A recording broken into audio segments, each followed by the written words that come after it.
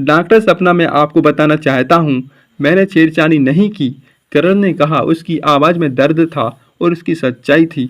Doctor सपना ने करण की बातें सुनी और उसकी जांच करना शुरू कर दिया।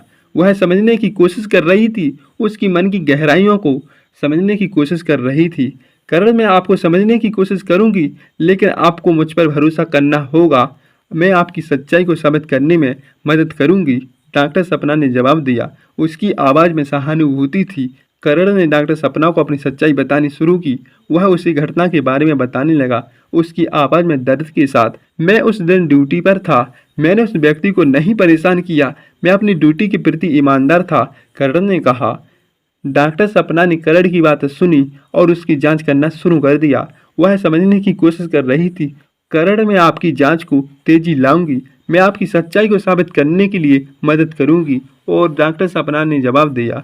करण ने डॉक्टर सपना को धन्यवाद दिया और उसकी जांच में सहयोग करने का वादा किया। वह सच्चाई को साबित करने के लिए हर संभव प्रयास करने को तैयार था। डॉक्टर सपना ने करण की जांच में तेजी लाने के लिए टीम के साथ काम करना शुरू कर दिया। वह सबूतों की तलाश में जुट गई। हमें करण के खिलाफ लगाए गए आरोपों की सबूत ढूंढने होंगे, डॉक्टर सपना ने अपनी टीम से कहा। टीम ने सबूतों की तलाश शुरू कर दी। उन्होंने करण के खिलाफ लगाए गए आरोपों की जांच की।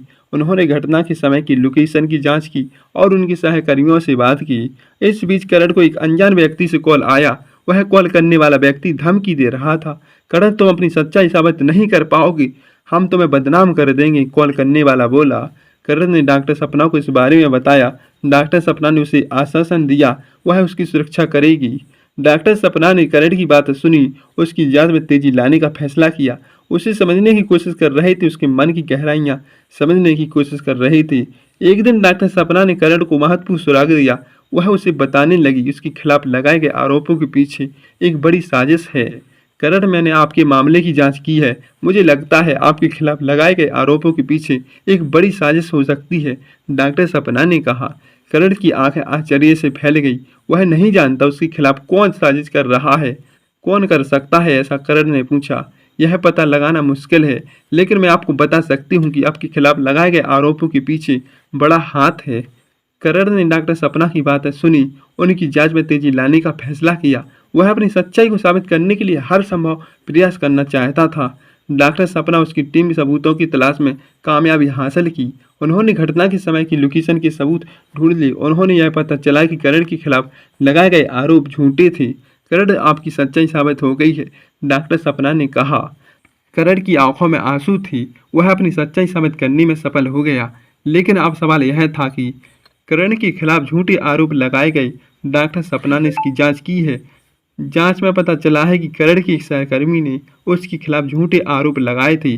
वह करण से ईर्ष्या करता था और उसकी बदनामी करना चाहता था।